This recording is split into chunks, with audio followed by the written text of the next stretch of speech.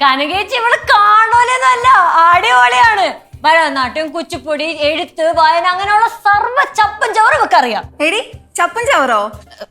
അതൊരു ഫ്ലോയ്ക്ക് അങ്ങ് പറഞ്ഞു പോയത് വീട് ആണല്ലേ. അതിനു മുമ്പ് വേറെന്തോ പറഞ്ഞല്ലോ, കാണുന്ന പോലെ അല്ലല്ലോ. എനിക്ക് എന്താ ഒരു കുഴപ്പം? അത് തന്നെ. മോക്കെന്താ കുഴപ്പം? മോളെ കാണാൻ സുന്ദരിയല്ലയോ? നിനക്ക് അസൂയ എന്തിന്? നിന്നെ കാണാൻ സൗന്ദര്യമില്ല, മോളെ കാണാൻ സൗന്ദര്യമുണ്ട്. അമ്മ ചുമ്മാ ആൾക്കാരെ മുന്നിൽ വെച്ച് അമ്മായിയമ്മ സ്വഭാവം എടുക്കല്ലേ. കണ്ടോ കണ്ടോ മോളെ, ഇതാ ഇവിടുത്തെ കുഴപ്പം. എനിക്ക് സ്വസ്ഥത തരത്തില്ല. അയ്യോ, വീണ്ടും തുടങ്ങി. ഇതൊന്നും കണ്ടത് പേടിക്കണ്ട, ഇതൊക്കെ ഇവിടെ സർവ്വസാധാരണമാണ്. Quite natural, you know. ഇനി ഡേ കെയർ പരിപാടിയൊക്കെ എന്ത് പറയണു?